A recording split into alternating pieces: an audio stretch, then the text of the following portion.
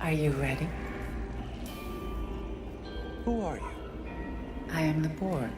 So, I guess we should probably break down this scene. I have made it no secret that I am not a fan of the Queen. At all. The reason is because I feel like she was ham-fisted into the writing, and it really shows. As I've stated, and from what I can tell, the executives wanted a big bad singular voice to ensure that the movie-going, popcorn-eating audience would understand the good versus evil mentality of both sides.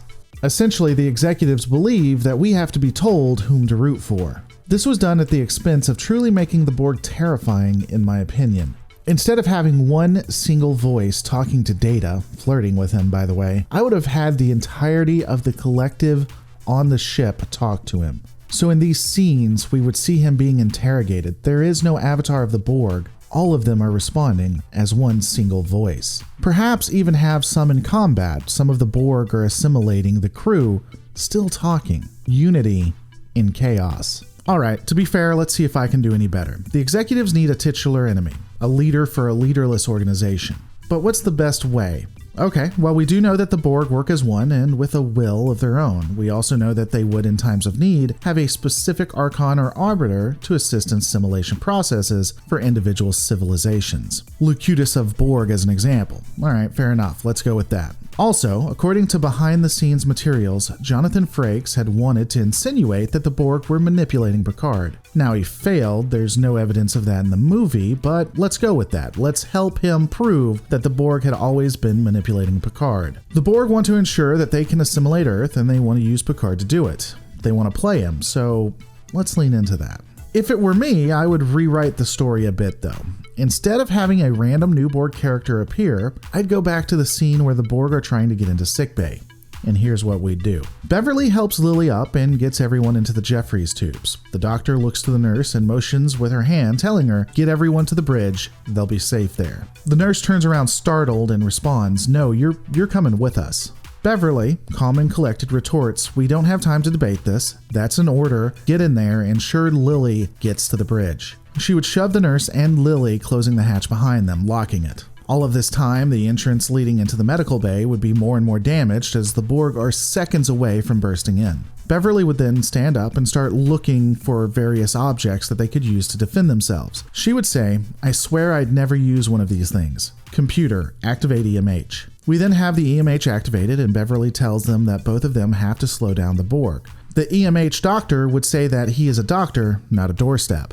"That makes two of us," Beverly would respond, "but we're about to find out how good of doorstops we can be." She would toss him a large pipe or some implement with one in her hand. They would both prepare with the pipes to fight the Borg. The EMH, deadpanned while staring forward at the door, would say in a sort of macabre humor, "According to Starfleet medical research, Borg implants can cause severe skin irritation. Do you think we should get them some analgesic cream?"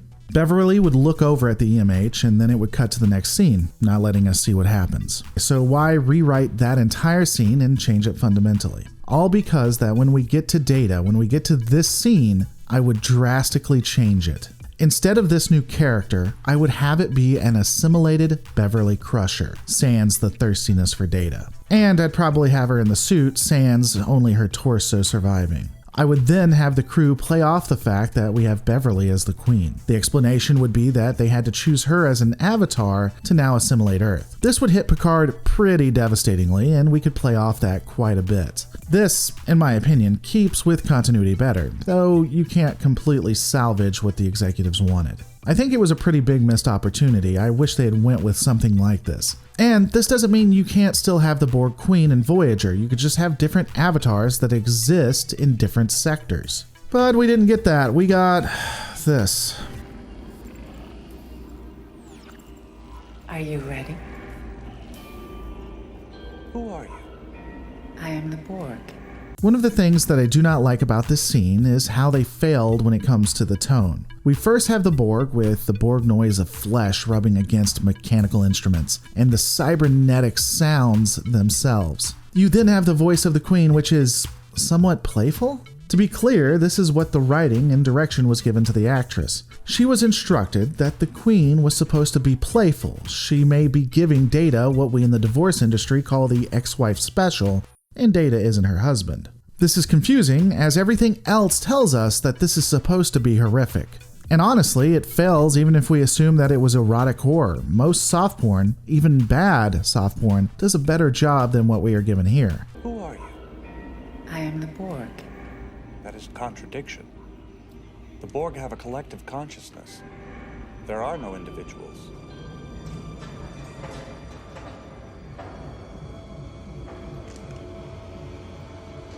I am the beginning, the end, the one who is many.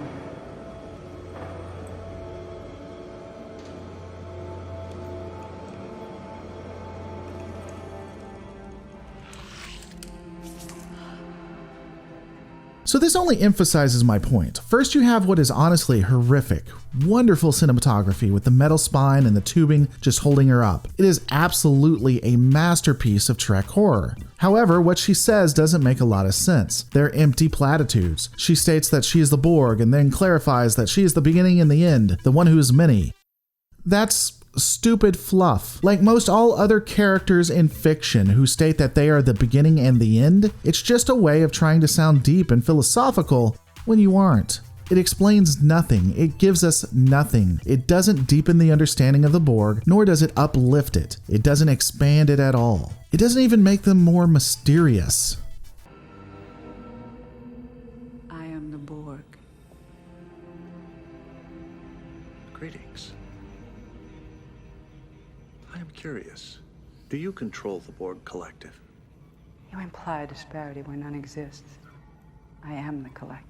So, the stupidness aside, I like this segment. Data is interested in the Borg. I'm sure there is some tactical significance here, but he is also being a Starfleet officer. He is searching out for new life and new civilizations. He's trying to understand these cybernetic beings. It's really well written and definitely what the character would do. Perhaps I should rephrase the question. I wish to understand the organizational relationships. Are you their leader?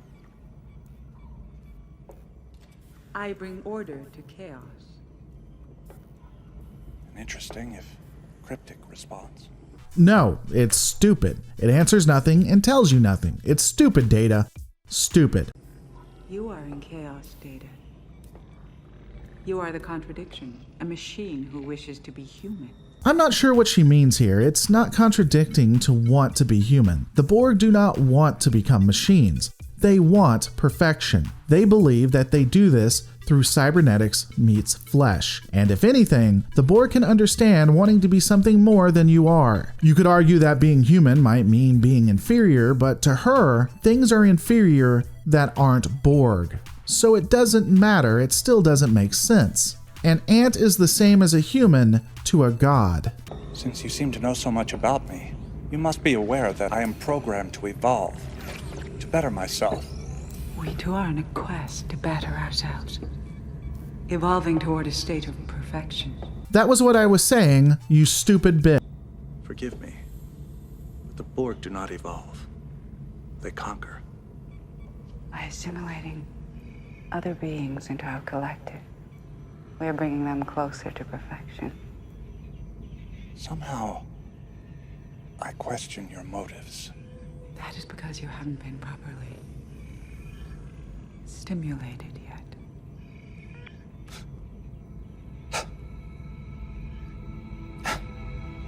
You have reactivated my emotion chip.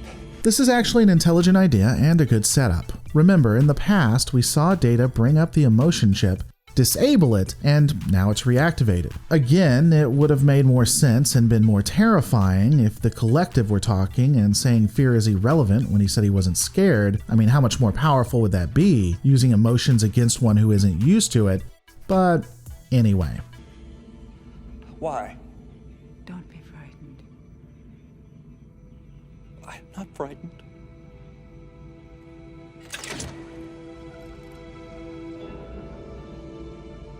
Do you know what this is, Data? It would appear you were attempting to graft organic skin onto my endoskeletal structure.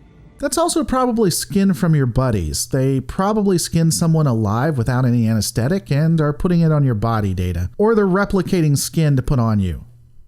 Think about that. What a cold description for such a beautiful gift.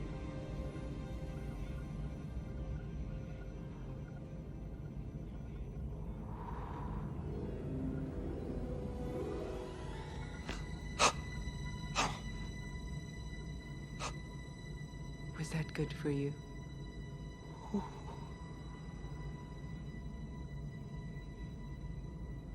Fucking stupid.